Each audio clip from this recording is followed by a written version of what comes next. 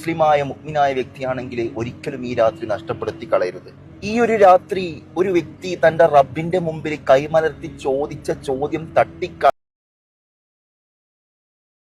കളയുകയില്ല എന്നതിലപ്പുറം അവനാണ് അല്ലെങ്കിൽ അവളാണ് ലോകത്തെ ഏറ്റവും വലിയ ഭാഗ്യവാനെന്ന് പ്രവാചകൻ ഞങ്ങൾ പഠിപ്പിച്ച രാത്രി. ലൈലത്തുൽ ഖദ്രി ഖൈറും മിൻ അൽഫി ശഹർ. പരിശുദ്ധമായ റമദാനിലെ അവസാനത്തെ 10 എല്ലാ ഒറ്റയിട്ട രാത്രികളിലും എല്ലാ ഒറ്റയിട്ട രാവുകളിലും ഇത് പ്രതീക്ഷിക്കാമെങ്കിലും പണ്ഡിതന്മാരുടെ അഭിപ്രായ പ്രകാരം ഏറ്റവും കൂടുതൽ സാധ്യത 27ാം രാവിനാണെന്ന് പറഞ്ഞ ആ രാത്രി നമ്മളിലേക്ക് ആഗതമായിരിക്കുകയാണ്. ഈ ഒരു പവിത്രമായ രാത്രിയിൽ റബ്ബിന്റെ മുമ്പിൽ കൈമലർത്തിയിട്ട് നാം തേടേണ്ട കുറച്ച് പ്രാർത്ഥനകളുണ്ട്. 5, 10, 15 സെക്കൻഡുകൾ മതി. ഒരു തവണയെങ്കിലും ഈ പരിശുദ്ധമാക്കപ്പെട്ട രാത്രിയിൽ റബ്ബിന്റെ മുമ്പിൽ കൈമലർത്തിയിട്ട് ഈ സ്ക്രീനിൽ കാണുന്ന പ്രാർത്ഥനകൾ റബ്ബിന്റെ മുമ്പിൽ തേടുക.